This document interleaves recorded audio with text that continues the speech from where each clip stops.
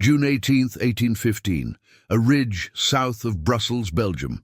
The rain had stopped just before dawn, leaving the ground a soup of mud that sucked at boots and turned roads into swamps. The smell of wet earth mixed with gunpowder residue from yesterday's skirmishing. And somewhere to the south, hidden by morning mist, 72,000 of the finest soldiers in Europe were preparing to attack. Napoleon Bonaparte stood on a hill near La Belle Alliance farmhouse, telescope in hand, studying the ridge across the valley. He'd conquered Europe, beaten every major power at least once, won 50 battles over 20 years. At 45 years old, he was the most successful military commander since Caesar, and he was about to make the biggest tactical mistake of his career. Because, on that ridge, behind a slight fold in the terrain, the Duke of Wellington had just pulled off the simplest, most obvious trick in military history. A trick so basic that Napoleon's marshals would later claim it was impossible their emperor fell for it. He hid his army behind a hill. That's it, that's the trick. Wellington positioned most of his infantry on the reverse slope, the backside of the ridge, where Napoleon couldn't see them, couldn't count them, couldn't bombard them effectively, and Napoleon, convinced he was facing a smaller, demoralized force, attacked straight up the middle. This is the story of how the greatest military mind of his generation was beaten by terrain, timing, and a British aristocrat who understood that sometimes the best strategy is the one that looks too stupid to work. But to understand why this trick mattered, we need to go back 3 months, to when Napoleon should have been finished, to when Europe thought it was finally safe, to the moment he decided he wasn't done yet. March 1st, 1815, Golfe Juan, southern France. Napoleon stepped off a ship onto French soil with 1,000 soldiers, 1,000, against the armies of Europe, against a French government that had exiled him, against every rational calculation of success. He'd been Emperor of France, ruler of most of Europe. Then he'd lost, invaded Russia, and watched 600,000 men freeze or starve. Lost at Leipzig, abdicated, been exiled to Elba, a small Mediterranean island where Europe's powers expected him to live out his days playing at being a minor prince. He lasted 10 months. On February 26, 1815, Napoleon escaped Elba with his tiny guard force and sailed for France. The restored Bourbon monarchy sent troops to arrest him. Napoleon walked toward them, alone, opened his coat and said, "If any of you wishes to kill his emperor, here I am." They cheered and joined him. Within 3 weeks, Napoleon had marched from the coast to Paris without firing a shot. Every army sent to stop him defected. King Louis XVIII fled. Napoleon walked back into the Tuileries Palace like he'd just been on vacation. Europe panicked. The Congress of Vienna, where European powers were redrawing the map after Napoleon's first defeat, immediately declared him an outlaw. Not an enemy head of state, an outlaw. They would give no quarter, accept no negotiation. Napoleon was to be captured or killed, and France would be invaded until he was. Britain, Austria, Prussia, and Russia mobilized over 700,000 men. Napoleon had maybe 200,000, many of them raw recruits or veterans who'd been demobilized and were out of practice. The math was simple. Napoleon couldn't win a long war. His only chance was to strike fast, defeat the Allied armies before they could concentrate, force a negotiated peace before the full weight of Europe crushed him. He had maybe 3 months. Napoleon moved first against the nearest threat, an Anglo-Allied army under the Duke of Wellington and a Prussian army under Field Marshal Blücher, both in Belgium. If he could defeat them separately before they joined forces, he might survive. It was a desperate plan, but Napoleon had built a career on desperate plans that worked. Arthur Wellesley, Duke of Wellington, received the news of Napoleon's return while at a ball in Brussels. He was 46 years old, Anglo-Irish aristocrat, 7 years fighting the French in Spain and Portugal. He'd never lost a battle, but he'd also never faced Napoleon directly. Wellington's reputation came from defensive warfare. He was a master of choosing ground, using terrain, making the enemy attack him on his terms. He wasn't a brilliant offensive commander like Napoleon. He was something harder to beat, careful. When Wellington heard Napoleon had crossed into Belgium, he reportedly said, "Napoleon has humbugged me, by God. He has gained 24 hours' march on me." 24 hours. In Napoleonic warfare, that was an eternity. Napoleon's plan was elegant. Drive between Wellington and Blucher. Beat one, then turn and beat the other before they could support each other. Classic defeat in detail. On June 16th, Napoleon sent Marshal Ney to hold Wellington at Quatre Bras, while Napoleon himself attacked Blucher at Ligny. It almost worked. Napoleon beat Blucher badly. The Prussians retreated in disorder. Wellington, outnumbered and in danger of being cut off, also retreated north. By June 17th, Napoleon thought he'd won. Blucher was retreating east toward Prussia. Wellington was retreating north toward Brussels. The Allied armies were separating. All Napoleon had to do was pursue and destroy them piecemeal, except Blucher didn't retreat east. He retreated northeast, parallel to Wellington, staying in supporting distance. Napoleon didn't know this. His cavalry, the eyes of his army, failed to track the Prussian line of retreat properly. Napoleon assumed Blucher was running for home, that he was finished. It was the first mistake. Wellington retreated to a ridge he'd scouted months earlier, a low rise about a mile long, south of the village of Waterloo. It had everything Wellington wanted: a reverse slope to hide his infantry, flanks anchored on fortified farms, a road behind for retreat if necessary. And it was exactly where Blucher had promised to come support him. Wellington deployed his army, 68,000 men, along the ridge on the morning of June 18th. But here's the thing. Napoleon, studying the position from the south, could only see part of it. The ridge wasn't dramatic, maybe 60 feet higher than the valley floor, but it was enough. Wellington placed most of his infantry on the reverse slope, the north side facing away from Napoleon. From Napoleon's position, they were invisible. What Napoleon could see, some infantry on the forward slope, some artillery. The fortified farmhouses of Hougoumont and La Haye-Sainte. Maybe 30,000 men visible. What Napoleon couldn't see, another 38,000 men lying down behind the crest, invisible, waiting. Wellington's subordinates thought he was insane. You don't hide your army. You display it. Show strength. Intimidate the enemy. Hiding made them look weak, made Napoleon think he had the advantage. Wellington's response, recorded in multiple accounts: "They will see us when the time comes." The reverse slope tactic wasn't new. Wellington had used it in Spain, but it required discipline. It required troops who wouldn't panic when they couldn't see the enemy approaching, who would lie still while French artillery bombarded the forward slope, who would stand up at the last moment and fire into French formations at point-blank range. It required British infantry, and British infantry, whatever their other faults, could stand and die in formation better than any troops in Europe. Napoleon spent the morning of June 18th preparing his attack. The ground was still mud from yesterday's rain. He delayed the assault until 11:30 a.m. to let the ground dry enough for his artillery to move. His marshals were nervous. Ney wanted to attack earlier. Soult, Napoleon's chief of staff, suggested waiting for confirmation of where Blucher's Prussians were. Marshal Grouchy, commanding a detached force, had sent word of Prussian movements that suggested they might not be retreating toward Prussia after all.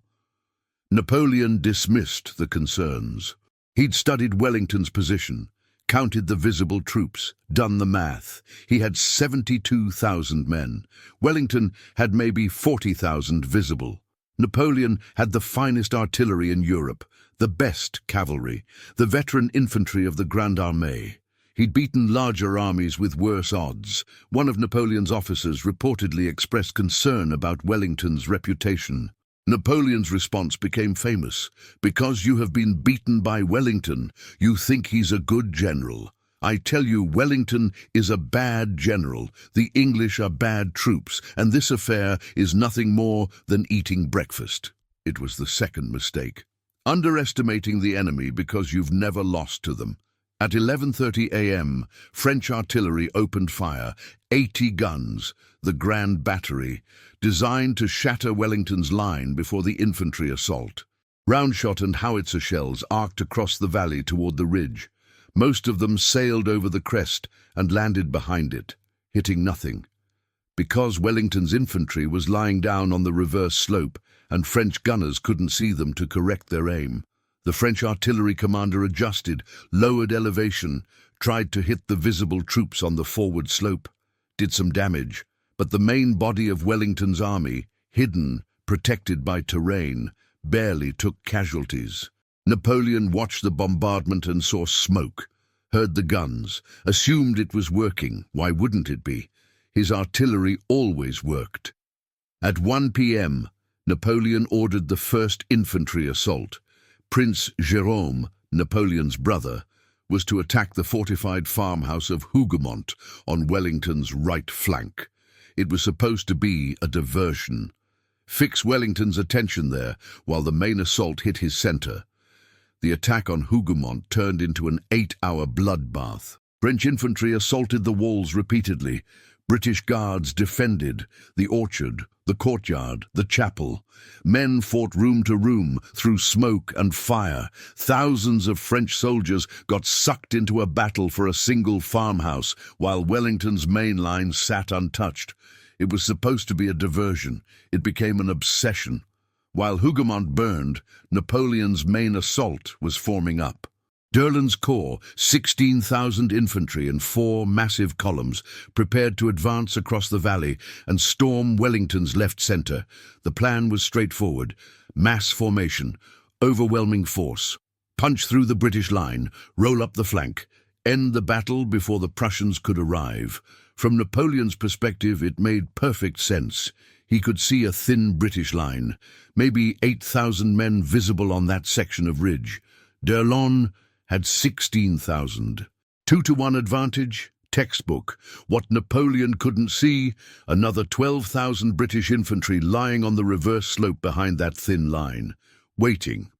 At 2 p.m., D'Erlon's corps began advancing. 4 huge columns, each battalion in column formation, narrow front, deep mass. It was intimidating. It worked against poorly trained troops. The sheer mass of men moving forward, drums beating, eagles carried high. It broke enemy morale before they even made contact. British infantry watched them come, heard the drums, saw the eagles, and lay down in the grass on the reverse slope where the French couldn't see them. Wellington rode along the ridge, checking positions. He was famous for his calm under fire, would ride to wherever the fighting was worst, sit on his horse in range of enemy guns, and issue orders like he was at a garden party. One of his officers asked if he was worried about the French columns approaching. Wellington looked through his telescope, counted, calculated. Then he said, "They're coming on in the same old way. We'll stop them in the same old way." The same old way. The tactic Wellington had used in Spain for 7 years. Let the enemy come. Let them climb the hill. Let them think they're winning. Then stand up and shoot them at 50 yards. D'Erlon's columns reached the base of the ridge, started climbing. The British line on the forward slope fired, did some damage, then retreated over the crest. The French thought they were breaking, chased them, and ran straight into 12,000 British infantry standing in line, 4 men deep, muskets levelled. Here's why this mattered tactically. A French column, designed for shock and movement, had maybe 300 men in its front rank. A British line, designed for firepower, had 2,000 men in its front rank. When they met, the British could bring 6 times as many muskets to bear. At 50 yards, British infantry fired volleys, sustained, disciplined fire. The front ranks of the French columns disintegrated. Men fell in windows. The columns tried to deploy into line, spread out to return fire, but there was no room, no time, and they couldn't see it coming, because Wellington had hidden them behind the ridge until the last second. The French columns wavered. British infantry charged with bayonets. Derland's corps, which had seemed unstoppable 5 minutes earlier, broke and ran back down the hill. Then British cavalry, heavy dragoons, countercharged, pursued the French down the slope, smashed into artillery batteries, captured 2 eagles, the most shameful loss a French regiment could suffer. It should have been a complete victory. But British cavalry, once committed, were notoriously difficult to control. They kept charging, past the French infantry, into French artillery, into French cavalry reserves. Too far, too disorganized. French lancers counterattacked. British cavalry, scattered and exhausted, were cut to pieces. Of the 2,500 British heavy cavalry who charged, only 1,000 made it back. It was a Pyrrhic victory. The French assault was stopped. But Wellington's cavalry was shattered, and Napoleon still had 20,000 fresh cavalry. It was 3:30 p.m. The battle had been raging for 4 hours. And then Napoleon received the news he'd been dreading. Prussian columns spotted to the northeast. Blücher hadn't retreated toward Prussia. He'd retreated toward Wellington. And now his vanguard, 30,000 men, was approaching the French right flank. Napoleon had to win quickly before the Prussians arrived in force, before Wellington and Blücher combined armies. He turned to Marshal Ney, gave him one order: break Wellington's centre, now, whatever it takes. Ney, the bravest of the brave, looked at the ridge, saw what he thought was British infantry retreating, saw what looked like an opportunity, made a decision that would be debated for 2 centuries. He ordered a cavalry charge. Not a cavalry attack to support infantry, a cavalry charge, by itself, against British infantry in square formation. 4,000 French cavalry, the finest in Europe, cuirassiers in steel breastplates, lancers, chasseurs. They formed up in the valley and prepared to charge straight up the ridge into the centre of Wellington's line. Wellington, watching through his telescope, couldn't believe it. Cavalry alone, against prepared infantry. It was suicide, but he'd take it. He ordered his infantry into squares, the classic defense against cavalry, 20-man square formations, bristling with bayonets on all sides, impenetrable to cavalry, but vulnerable to artillery and infantry fire. And this is probably a good moment to pause and mention something important.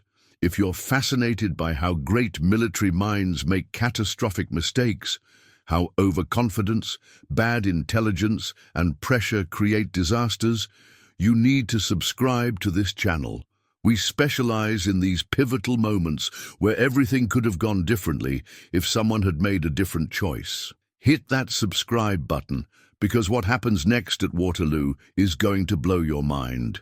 Marshal Ney is about to lead one of the most futile, heroic, disastrous cavalry charges in military history, and Napoleon is going to watch his empire collapse in real time. The French cavalry mounted, drew sabres, formed ranks. Ney took position at the front, and at 4 p.m., 4,000 horsemen began trotting up the ridge toward 20 British infantry squares, waiting in silence. The British had one advantage Napoleon hadn't accounted for. Wellington had positioned his artillery forward, then pulled them back behind the infantry squares when the cavalry charged.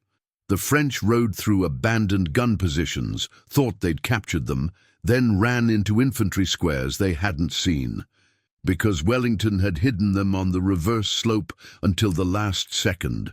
The French cavalry charged the squares. Again and again, rode around them looking for a gap. There wasn't one. British infantry fired volleys into horses and riders at point-blank range. The mud, still thick from yesterday's rain, slowed the horses, made maneuvering difficult. French cavalry would charge, get repulsed, reform, charge again, for 2 hours.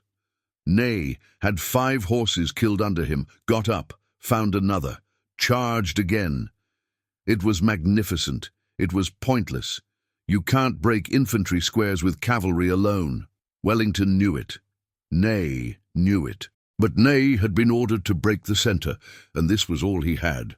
By 6 p.m. the French cavalry was exhausted, thousands of horses dead, hundreds of riders killed or wounded, and the British squares still stood, battered, thinned, but unbroken. Napoleon watched from his command post and realized his mistake. The British weren't beaten. They were barely hurt. The Prussians were arriving in force on his right flank, and he'd wasted 2 hours on futile cavalry charges. He had one card left to play: the Imperial Guard, his elite reserve, veterans who'd marched from Egypt to Moscow, who'd never broken, who represented the last hope of the French Empire. Wellington, from his ridge, could see them forming up, could see Napoleon preparing his final throw of the dice, and he knew that if the Guard broke through, the battle was lost. If they didn't, Napoleon was finished. Everything came down to the next hour, to whether a ridiculous trick, hiding behind a hill, could hold against the finest soldiers Napoleon had. June 18th, 1815, Waterloo Ridge, 6:30 p.m. The sun was descending toward the horizon, painting the smoke-filled battlefield in shades of orange and red. 9 hours of continuous fighting. The ridge was covered with dead and wounded. British squares had been battered by cavalry charges until some formations were more corpse than soldier. French infantry was exhausted from repeated assaults up a muddy slope, and now, through the smoke, Wellington's officers could see them forming up. 5 battalions of the Imperial Guard, Napoleon's elite, the men who'd conquered Europe, who'd never been broken in battle, who represented the last functional reserve Napoleon had left, approximately 3,000 men, against a British line that had been fighting all day, against squares that were down to half strength, against battalions that were running out of ammunition. If the Guard broke through, Wellington's centre would collapse, the army would retreat. Napoleon would win. The 100 days would continue. Europe would have to face years more of war. Wellington rode along his line, repositioning units, filling gaps. One of his aides suggested preparing a retreat route. Wellington reportedly snapped, "Every Englishman on the field must die on the spot we now occupy." Then he returned to his favourite position, sitting on his horse just behind the crest, where he could see everything, but remain mostly protected by the reverse slope. The ridiculous trick that had saved him all day was about to face its ultimate test. To understand what happened next, you need to understand what the Imperial Guard meant, not just to Napoleon, to France, to Europe, to the concept of military invincibility itself. The Guard was created in 1799 as Napoleon's personal protection force. Over 16 years, it had grown into an elite corps of veteran soldiers selected from regular regiments for bravery, experience, and loyalty. They had better pay, better equipment, better training. They were the aristocracy of the French army, and they had a record. Austerlitz, Jena, Wagram, Borodino. The Guard had fought in every major Napoleonic battle. Sometimes they attacked, sometimes they were held in reserve. But when Napoleon committed them, they won, always. Their mere presence on a battlefield affected morale. Enemy troops saw the bearskin caps, the distinctive headgear of the Guard, and knew the battle was reaching its crisis. French troops saw the Guard advancing and found new courage. The Guard was psychological warfare made flesh. At Waterloo, Napoleon had held them back all day, watching, waiting for the decisive moment. Now, with Prussians hammering his right flank and his army exhausted, he had to commit. He rode to where the Guard was forming up, gave them a speech. The exact words are lost. Different accounts give different versions, but the message was clear. You are the Guard. You have never failed. France depends on you. I depend on you. Then Marshal Ney, covered in mud, uniform torn, on his 5th or 6th horse, took command and began the advance. The Guard marched in battalion columns, drums beating, eagles held high, moving with parade ground precision across a battlefield covered with corpses and debris. They weren't running, they weren't rushing, they were marching, making a statement. We are the Imperial Guard, and nothing can stop us. Wellington watched them come, counted battalions, calculated trajectories. Then he made a decision that would be debated for 2 centuries. He didn't reinforce the point where the Guard was heading. He repositioned a brigade, the 1st Guards Brigade under Maitland, on the reverse slope, lying down directly in the path of the advancing French, hidden, invisible, until the Guard was 50 yards away. The same trick, one more time, with everything on the line. The Imperial Guard advanced up the slope. Their formation was impeccable despite the terrain. They'd climbed over bodies, through mud, under artillery fire. They were halfway up the ridge. Victory was maybe 200 yards away. They couldn't see the British infantry lying in the grass on the reverse slope, couldn't know that 1,500 guards, British guards, the elite of Wellington's army, were waiting with loaded muskets at point-blank range. Wellington, sitting on his horse just behind Maitland's brigade, watched the French bearskin caps appear over the crest. Waited until the entire leading battalion was visible. Then he stood in his stirrups and shouted the most famous order in British military history. "Now, Maitland, now's your time. Up, guards, make ready, fire!" 1,500 British guards stood up as one. The French Imperial Guard, shocked, tried to deploy from column into line. Too late. The British fired a devastating volley at 50 yards. The front ranks of the Imperial Guard disintegrated. The French tried to return fire, tried to maintain formation, but they were in column, 300 men in front rank against a line, 1,500 men in front rank. The mathematics of firepower were brutal. British Guards fired a second volley, third, fourth. The French Guard wavered. Officers shouted commands. Sergeants tried to rally. These were veterans, men who'd faced death 100 times. They didn't break easy, but they were being slaughtered in place, standing exposed on a slope against an enemy they hadn't seen until it was too late. The same enemy that had been hidden behind that damned ridge all day. The same trick that had broken d'Erlon's corps, that had frustrated Ney's cavalry, now breaking the unbreakable Guard. The French officers made a decision. They couldn't advance, couldn't deploy, could only retreat or die in place. They ordered the retreat. The Imperial Guard, for the first time in its history, turned around and retreated. Someone in the French army, accounts vary on who, shouted the words that would echo through European history. "La garde recule." The Guard is retreating. If you've never been in a battle, it's hard to understand what those words meant. Armies run on confidence, on the belief that victory is possible, on the assumption that if things get bad enough, there's a reserve, an elite force, something that can save the day. The Imperial Guard was that force. For every French soldier on that battlefield, the Guard represented salvation, the promise that Napoleon, who'd won 50 battles, knew what he was doing. That victory was still achievable. When the Guard retreated, that promise broke. Across the French line, men looked over their shoulders and saw the bearskin caps going backward, heard the cry, "La garde recule," and made the same calculation. If the Guard can't break through, nobody can. If the Guard is retreating, we should too. French discipline, already strained by 9 hours of combat, shattered. Units that had been holding position broke. Soldiers threw down weapons and ran. Officers tried to rally their men and were ignored or trampled. The Grande Armée, which had marched from Russia to Egypt, which had conquered nations and crowned kings, turned into a mob and ran for its life. Wellington, seeing the French line collapsing, made his own decision. He'd been defensive all day, absorbing attacks, holding ground. Now he had a broken enemy in front of him and daylight left.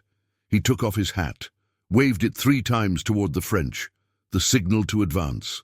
Every British unit that could still walk started forward. The squares reformed into lines. Artillery limbers were brought up. Cavalry, what little remained, mounted and prepared to pursue. The British didn't charge. They advanced, methodically, like a tide, firing as they went, pushing the French back, not with shock, but with inexorable pressure. And from the east, at exactly the worst possible moment for Napoleon, Blücher's Prussians arrived in force. Field Marshal Gebhard von Blücher was 72 years old. He'd been beaten by Napoleon at Ligny 2 days ago. His army had retreated in disorder. He'd been trapped under his own horse when it was shot. He'd been bruised, exhausted, probably concussed. His staff had suggested retreating to Prussia, regrouping, living to fight another day. Blücher had refused. He'd promised Wellington he'd come. He'd given his word as a Prussian officer. And throughout June 18th, while Wellington was fighting for survival, Blücher was marching toward the sound of the guns, through mud that made roads nearly impassable, pushing his men past exhaustion, because he'd promised. The Prussian vanguard had arrived around 4:30 p.m., hit the French right flank.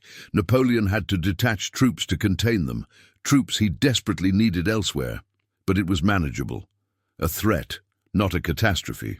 By 7 p.m., when the Guard was retreating and the French line was breaking, Blücher arrived with the main Prussian force. 50,000 fresh troops smashing into Napoleon's right flank and rear.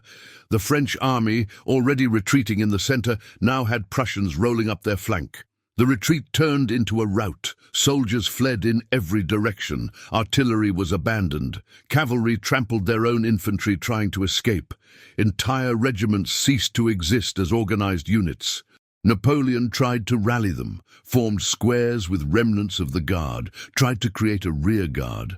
For a while it worked. The Guard fought with suicidal courage to cover the retreat, formed squares, held off British and Prussian cavalry, died in place while the rest of the army fled. There's a famous exchange, probably apocryphal but emotionally true. British officers supposedly offered the Guard a chance to surrender. General Cambronne, commanding the last square, supposedly replied, "La Garde meurt mais ne se rend pas." The Guard dies but does not surrender. In reality, many of the Guard did surrender, but the myth that they died rather than quit became part of the legend, because legends matter more than facts when empires are collapsing. By 8 p.m., the battle was over. Wellington and Blücher met at La Belle Alliance, the farmhouse that had been Napoleon's command post that morning. They shook hands, agreed that Blücher's Prussians, being fresher, would pursue the French through the night, while Wellington's exhausted troops held the field. The pursuit was merciless. Prussian cavalry hunted French soldiers through the darkness. Anyone who couldn't keep up was killed or captured. Units that tried to rally were ridden down. The French lost organization, cohesion, hope. Napoleon himself fled, changed into a civilian coat, rode hard for Paris with a handful of guards. The man who'd ridden at the head of armies, who'd crowned himself emperor in Notre Dame, fled his last battlefield, disguised as a civilian. The battlefield at Waterloo after nightfall was a vision of hell. 47,000 men killed or wounded, British, French, Prussian, German, Dutch. All the nations of Europe mixed together in death. The wounded cried for water, for help, for their mothers. Medical care was primitive. Many men who could have survived with modern treatment bled out or died from infection. Some lay on the field for days before anyone could reach them. Local villagers came out at dawn on June 19th, not to help, to loot. They stripped bodies of anything valuable. Uniforms, weapons, coins, teeth. Yes, teeth. Dead soldiers' teeth were pulled and sold to dentists for making dentures. The aftermath of battle was an industry. Wellington, surveying the carnage the next morning, reportedly wept. One of his officers expressed satisfaction at the victory. Wellington turned on him. There is nothing worse than a battle lost, except a battle won. 15,000 British and Allied casualties, 7,000 dead. Wellington had started the day with men he'd commanded for years, friends, protégés. By the end, many were corpses. The price of victory was written in the faces of men he'd never see again. But the strategic results were undeniable. Napoleon's army was destroyed. Not defeated, destroyed. Of the 72,000 men who'd started the battle, maybe 40,000 made it back to France. The rest were dead, wounded, captured, or deserted. Napoleon reached Paris on June 21st, 3 days after Waterloo. He tried to rally support, form a new army, continue the fight. Nobody listened. The Chamber of Deputies demanded his abdication. His own marshals refused to follow him anymore. On June 22, 1815, Napoleon abdicated, again, for the second and final time, ending the 100 days, exactly 110 days after they'd begun. He considered fleeing to America, starting over in the New World. His brother Joseph had already escaped there, but British ships blockaded the coast. There was no way out. On July 15th, Napoleon surrendered to Captain Frederick Maitland of HMS Bellerophon. Hoped the British would grant him asylum in England, hoped he could live out his days as a gentleman farmer or retired general. The British had other plans. They sent him to St. Helena, a volcanic island in the South Atlantic, 1,500 miles from the nearest continent, the most isolated inhabited place on Earth.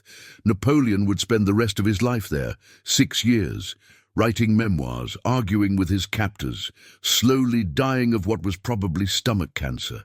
The man who'd conquered Europe couldn't conquer a 6-mile-wide island. But the real death had happened at Waterloo, when the Guard retreated, when the Grande Armée broke, when a ridiculously simple trick, hiding behind a hill, proved that the greatest military mind of a generation could be beaten by patience, terrain, and a commander who valued caution over brilliance. Marshal Ney survived the battle, returned to Paris, was arrested for treason. He'd sworn loyalty to Louis XVIII, then defected to Napoleon, was tried, condemned to death. On December 7, 1815, Ney faced a firing squad in Paris. He refused a blindfold, reportedly placed his hand over his heart and told the soldiers, "Aim here, a French marshal does not miss." They shot him. The bravest of the brave died in a courtyard, executed by the country he'd served for 25 years. Other French marshals scattered. Some fled abroad, others made peace with the restored Bourbon monarchy. The Grande Armée, which had been the finest military force in Europe, was disbanded. Veterans returned home to farms and shops, carrying memories of Moscow and Cairo and Austerlitz and one muddy ridge in Belgium where everything ended. Wellington became a celebrity, a hero, the man who'd beaten Napoleon. He'd go on to become Prime Minister, live to 73, attend Queen Victoria's coronation, become an institution of Victorian Britain. But he never spoke proudly of Waterloo. When asked about the battle, he'd describe the casualties, the waste, the horror. He'd won the most important battle of the century and considered it a tragedy. Blücher returned to Prussia, a hero, lived 3 more years, died in 1819, aged 76, having kept his promise to Wellington and helped destroy Napoleon's last army. Europe redrew its borders at the Congress of Vienna, created the Concert of Europe, a system of balance of power meant to prevent any single nation from dominating the continent. It would last, more or less, until 1914. The Revolutionary and Napoleonic Wars had lasted 23 years, killed millions, reshaped the political map of Europe, spread ideas about nationalism, citizenship, and legal reform that would define the next century. And they ended because one British general used the simplest trick in military history. He hid his army behind a hill and waited for his enemy to make mistakes.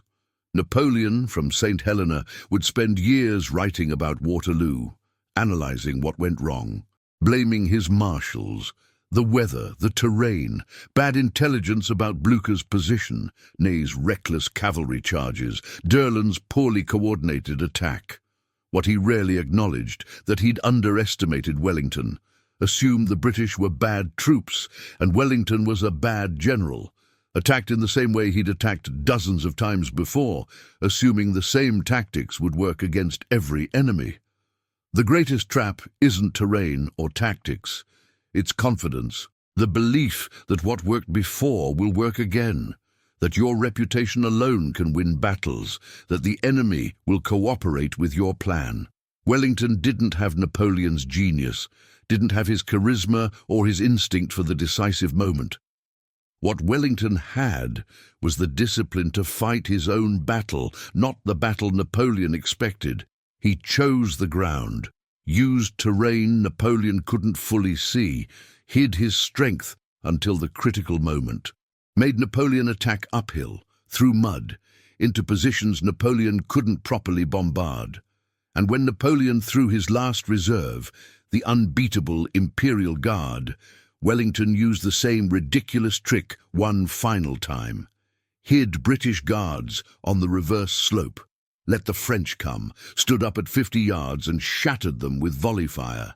50 years later, Prussian military theorist Karl von Clausewitz would write about Waterloo as a case study in defensive warfare, about how a smaller force with better position can defeat a larger force with better reputation, about how battles are won in preparation, not improvisation. Wellington had scouted that ridge months before, knew exactly how to use it, knew where to hide his infantry, where to position his artillery, which farms to fortify. He'd fought the battle in his head 100 times before June 18th. Napoleon arrived on the day of battle, saw a ridge, saw some troops, assumed he knew what he was facing, and attacked based on incomplete information and overconfidence, the difference between genius and wisdom. Genius sees opportunity, wisdom sees risk. Napoleon had genius, Wellington had wisdom. On June 18, 1815, wisdom won. But here's the thing about Waterloo that makes it complex. Napoleon wasn't wrong to be confident. He'd won battles against worse odds. If the Prussians had been 6 hours later, if Ney hadn't wasted cavalry on futile charges, if Durland's attack had been better coordinated, if the ground had been drier, if any of a dozen things had gone differently, Napoleon might have won. Split Wellington and Blucher, defeated them separately, survived to fight another campaign. Waterloo was close, closer than the decisive victory makes it seem. Wellington admitted afterward that it was the nearest run thing you ever saw in your life, which makes Wellington's ridiculous trick even more important.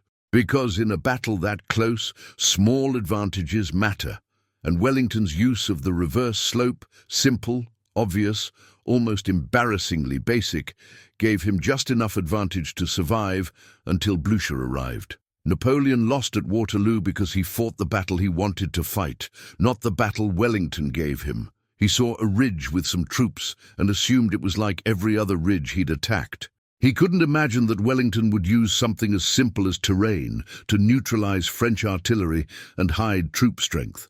It was too obvious, too simple, too ridiculous, and that's exactly why it worked. May 5th, 1821. Longwood House, St. Helena. Napoleon Bonaparte died at 5:49 p.m. He was 51 years old. The official cause was stomach cancer, though conspiracy theories would suggest arsenic poisoning. It probably doesn't matter. The man who'd conquered Europe died in a damp house on a volcanic rock in the middle of the Atlantic Ocean, guarded by British soldiers thousands of miles from anywhere that mattered. His last words, according to witnesses, were either France, Armée, Tête d'Armée Joséphine, France Army, Head of the Army Joséphine, or simply Joséphine, the name of his first wife, who'd divorced him years earlier. The Empire had died at Waterloo 6 years before. The Emperor just took a little longer. But here's what's interesting. In those 6 years on St. Helena, Napoleon wrote memoirs, letters, analysis. He had nothing but time and ego, and he spent both rewriting Waterloo, explaining what went wrong, who was to blame, why he should have won. And through all those thousands of words, he never quite grasped the simple truth. Wellington beat him with a trick so obvious, so basic, so ridiculously simple that Napoleon couldn't see it. This is the story of how that ridiculous trick changed not just one battle, but the way Europe thought about war, genius, and the danger of believing your own legend. After Waterloo, The military establishments of Europe spent decades analyzing what happened. How did Napoleon, the greatest commander since Alexander, lose to Wellington, a defensive-minded aristocrat who'd never fought a truly offensive campaign? The easy answer: Wellington got lucky. Blucher arrived just in time. The rain delayed Napoleon's attack. Ney made stupid cavalry charges, a series of coincidences and errors that gave Wellington a victory he didn't really deserve. That's what many French military writers argued. It preserved Napoleon's reputation, made Waterloo an aberration rather than a verdict. But the Prussian military thinkers, particularly Clausewitz and Moltke, saw something different. They saw that Wellington won because he understood something fundamental that Napoleon had forgotten. Defense is stronger than offense when you choose the ground. Clausewitz wrote extensively about Waterloo in On War. His massive theoretical work on military strategy, he analyzed how Wellington used terrain to multiply his forces' effectiveness, how the reverse slope neutralized French artillery superiority, how waiting for the enemy to attack uphill exhausted them before contact, how small tactical advantages, invisible to the attacker, accumulated into strategic victory. The Prussian General Staff studied Waterloo for the next century, not because it was dramatic, because it was instructive. It showed that brilliant improvisation loses to careful preparation, that genius without reconnaissance is just guessing, that reputation doesn't stop bullets. And they learned. When Prussia fought Austria in 1866 and France in 1870, they won through methodical planning, superior intelligence, and understanding terrain. They fought like Wellington, not like Napoleon. And they built the most effective military in Europe. The irony is perfect. Napoleon's defeat at Waterloo taught his enemies how to win wars. And they used those lessons to destroy France twice more in the next century. But let's go back to that ridiculous trick, because it's worth understanding why something so simple worked so well. The reverse slope tactic wasn't new. Military commanders had been using terrain for cover since ancient times. Wellington himself had used it repeatedly in Spain. French officers knew about it. They'd seen it before. So why didn't Napoleon counter it?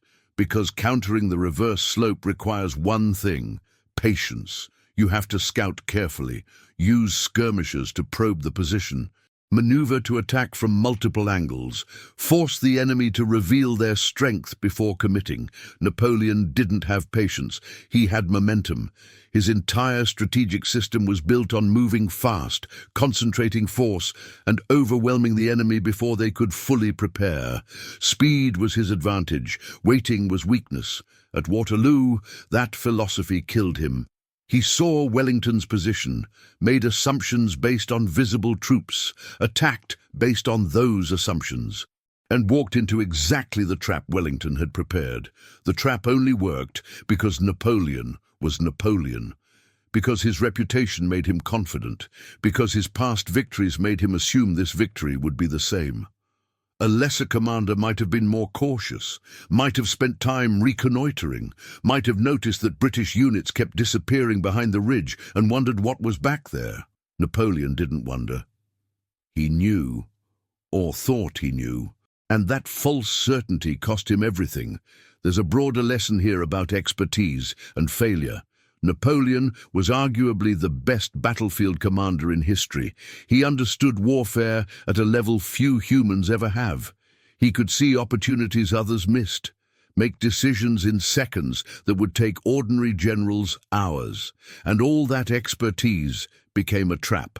Because when you're that good, you stop questioning your instincts. You stop checking assumptions. You trust that your genius will handle whatever comes up. Wellington didn't have that problem. He wasn't a genius. He was careful, methodical. He planned for contingencies, made lists, checked his flanks, used terrain because he couldn't rely on brilliance alone. And when genius met preparation, preparation won. This pattern repeats through history. Brilliant commanders losing to competent ones because brilliance breeds arrogance and arrogance breeds mistakes. Hannibal losing to Scipio. Charles XIV losing to Peter the Great. Lee losing to Grant. The genius sees the battlefield as it should be, the professional sees it as it is, and reality beats theory every time.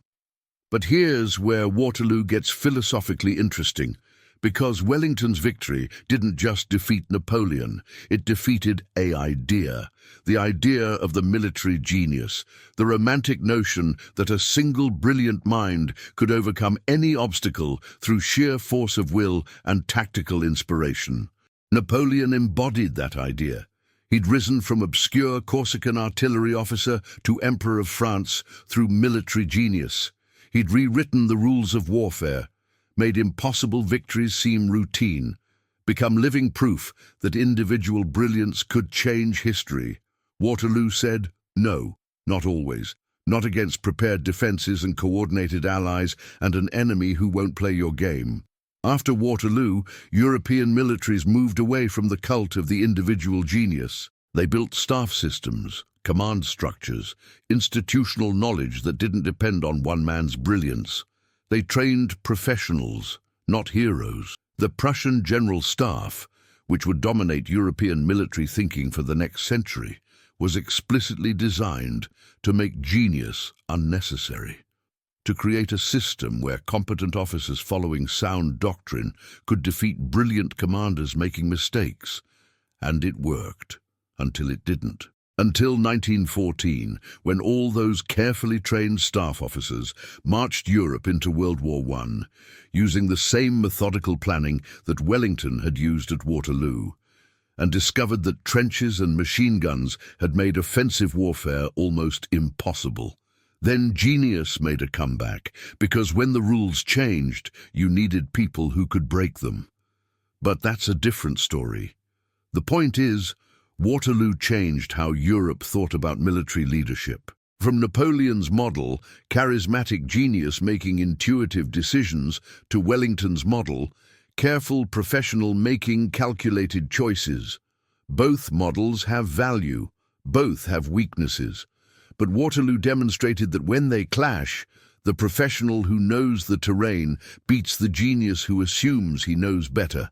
Now let's talk about how Waterloo entered popular culture, because the battle became mythical almost immediately, and myths shape reality more than facts ever do. The British turned Wellington into a national hero. Not hard. He'd beaten Napoleon, saved Europe, preserved Britain's security. He was already a duke. Now he became an icon. Paintings depicted him calm on horseback while chaos raged around him. Prints showed the British squares holding firm against impossible odds. Poetry celebrated British courage and French defeat. The narrative was clear.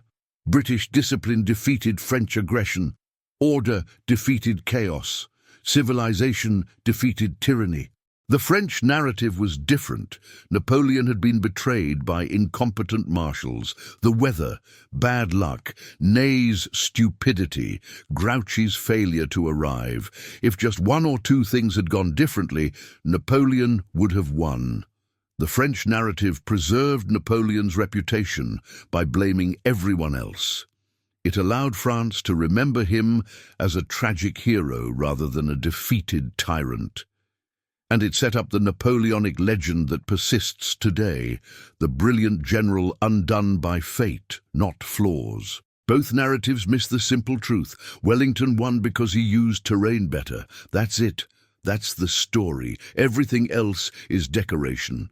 But simple truths don't make compelling myths, so both sides embroidered, added drama, created heroes and villains, turned a muddy fight over a low ridge into an epic clash of titans. And here's where we need to pause and acknowledge something important.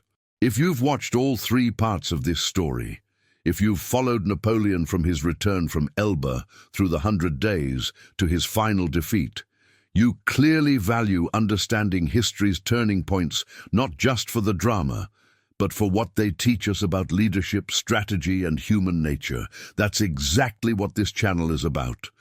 We don't just tell you what happened, we explore why it happened, what it meant, and how those lessons still apply today. If you haven't subscribed yet, do it now. Click that button and turn on notifications, because we're going to keep diving into the moments that changed everything, and you won't want to miss a single one. History isn't just about the past, it's about understanding the present and preparing for the future. Let's keep exploring together. The battlefield at Waterloo today is a monument, literally. There's a massive earthen mound, the Lion's Mound, built by the Dutch in the 1820s to commemorate the spot where the Prince of Orange was wounded. It used 40,000 cubic meters of earth taken from the battlefield itself, which changed the terrain enough that modern historians struggle to reconstruct exactly how it looked in 1815. There's irony there. The monument to the battle destroyed the evidence of how the battle was fought. Wellington reportedly visited after the mound was built and complained, "They've ruined my battlefield." But tourists love it. Hundreds of thousands visit every year, walk the ridge, visit the farmhouses, buy souvenirs, take photos at the spot where the Imperial Guard made their last stand. History is theme park, and maybe that's fine, because the physical battlefield matters less than what the battle represented. A turning point. The end of an era. The moment when revolutionary France's attempt to remake Europe through military force finally, definitively, failed. The Congress of Vienna's settlement, negotiated while Napoleon was in Elba and finalized after Waterloo, created a balance of power system that prevented any single nation from dominating Europe for a century. It wasn't perfect, it wasn't just, but it kept the great powers from major wars until 1914. Waterloo made that settlement possible by removing Napoleon, by exhausting France, by proving that coalitions could defeat military genius if they stayed united. The lesson wasn't lost on European statesmen. For the next 100 years, whenever one power got too strong, others formed coalitions to balance it. The concert of Europe, the balance of power, realpolitik, all traceable back to the principle proven at Waterloo. United mediocrity beats isolated brilliance. But there's a darker side to Waterloo's legacy, because the battle also validated conservative monarchy over revolutionary change. The powers that defeated Napoleon were monarchies defending aristocratic privilege against French revolutionary ideals of citizenship, equality, and merit. Napoleon, whatever his personal tyranny, represented those revolutionary ideals. He'd opened careers to talent, promoted based on ability, not birth, spread the Napoleonic Code with its principles of legal equality, weakened aristocratic privilege across Europe. His defeat at Waterloo allowed the restoration of old regimes, of kings who ruled by divine right, of social systems based on inherited status, of censorship and repression justified as maintaining order. So when we celebrate Wellington's victory, we should remember what was lost. Not Napoleon the tyrant, but the revolutionary ideals he'd carried, corrupted and distorted though they were, into conservative Europe. History is complicated. Wellington was both a brilliant defensive commander and a reactionary aristocrat who opposed democratic reform in Britain. Napoleon was both a military genius who spread Enlightenment ideas and a dictator whose wars killed millions. Waterloo was both a triumph of professional military skill and the defeat of revolutionary social change, both preservation of British security and restoration of oppressive monarchies. Both proof that coalitions can defeat tyrants and evidence that status quo powers can crush reform movements. The battle doesn't resolve those contradictions. It just freezes them in time, gives us a moment to study, to analyze, to learn from. And what do we learn? That overconfidence is more dangerous than enemy action. Napoleon lost because he assumed Wellington was beatable, made plans based on that assumption, didn't adjust when evidence contradicted it. That simplicity beats complexity. Wellington's reverse slope tactic wasn't clever, it was obvious. But obvious solutions that work beat clever solutions that fail. That preparation beats improvisation. Wellington scouted his position months in advance, knew exactly how to use it. Napoleon arrived the day of battle and assumed he understood what he was facing, that allies matter. Wellington alone might have lost. Blücher alone might have lost. Together, they won. Coalition warfare is messy and frustrating and requires compromise. It also beats lone genius trying to fight the world. That terrain is a weapon. Wellington understood this, used it, exploited it, made the ground work for him. Napoleon treated terrain as an obstacle to overcome rather than a tool to use. And maybe most importantly, that reputation can be a trap. Napoleon's greatest enemy at Waterloo wasn't Wellington.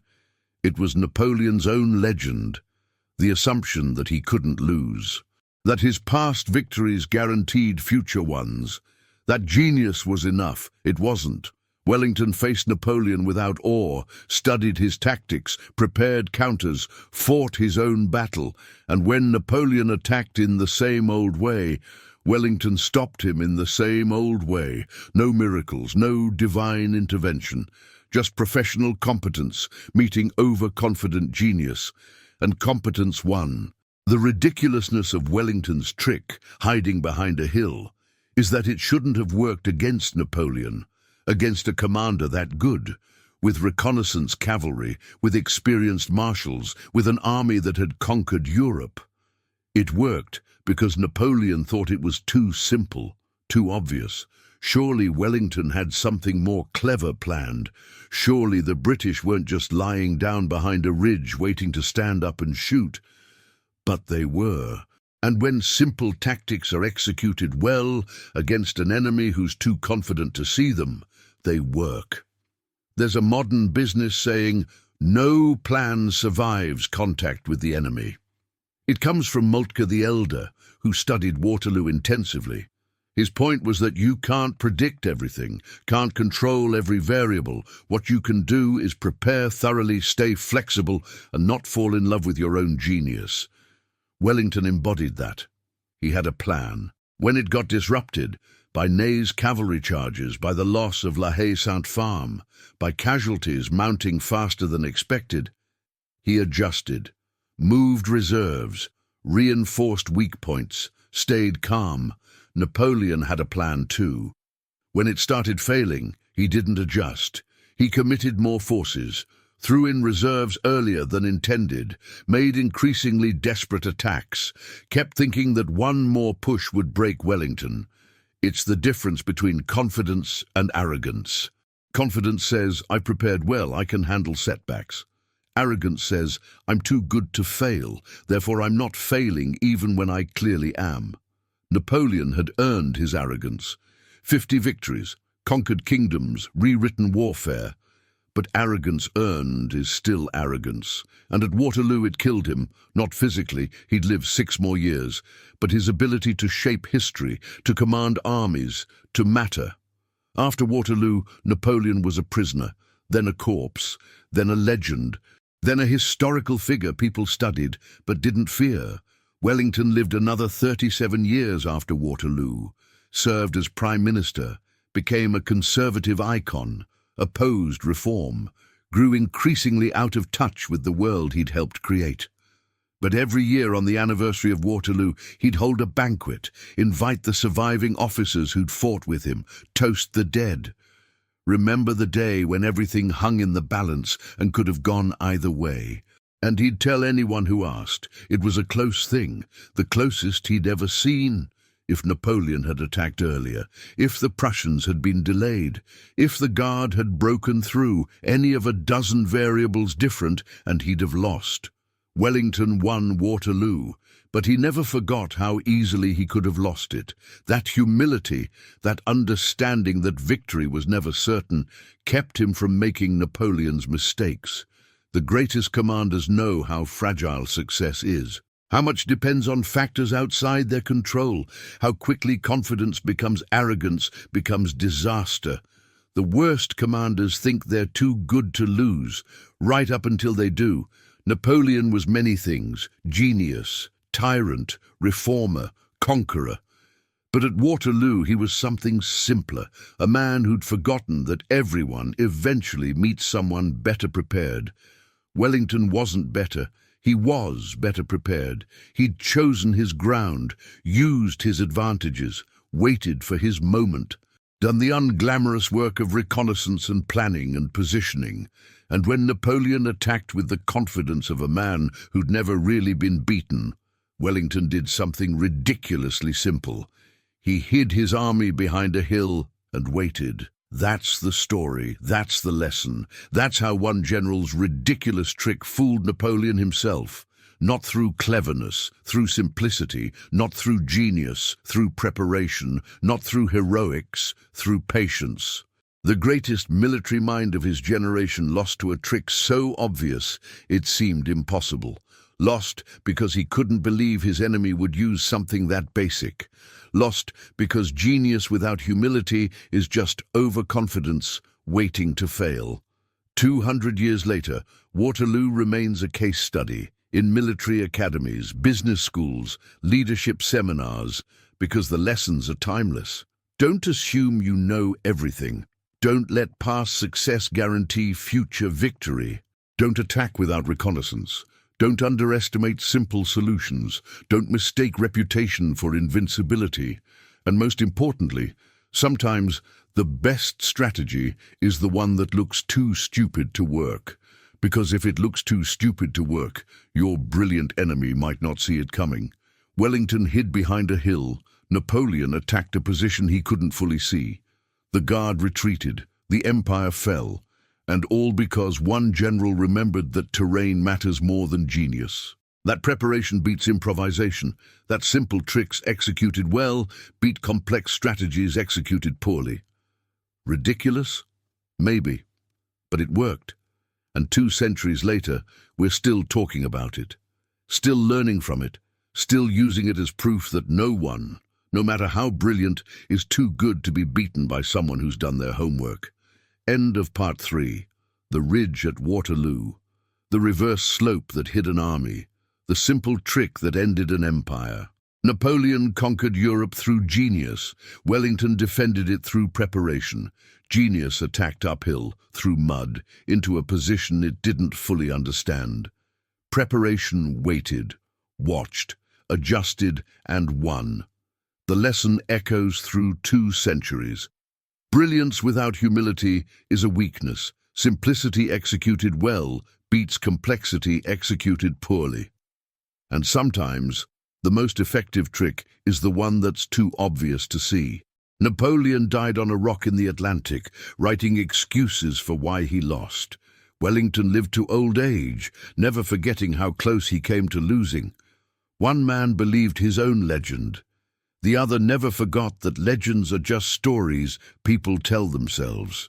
At Waterloo, reality won over legend, and the tool reality used was ridiculously simple: a hill, terrain, and the patience to use both properly. That's how you fool a genius. Not by being smarter, by being more careful. Not by doing the unexpected. By doing the obvious so well that brilliance can't counter it. Not by beating Napoleon at his own game, by refusing to play his game at all. Wellington won Waterloo by hiding behind a hill. Ridiculous? Absolutely. Effective? Ask Napoleon. Or rather, ask the empire that died on that muddy ridge because it forgot that sometimes the simplest answer is the right one.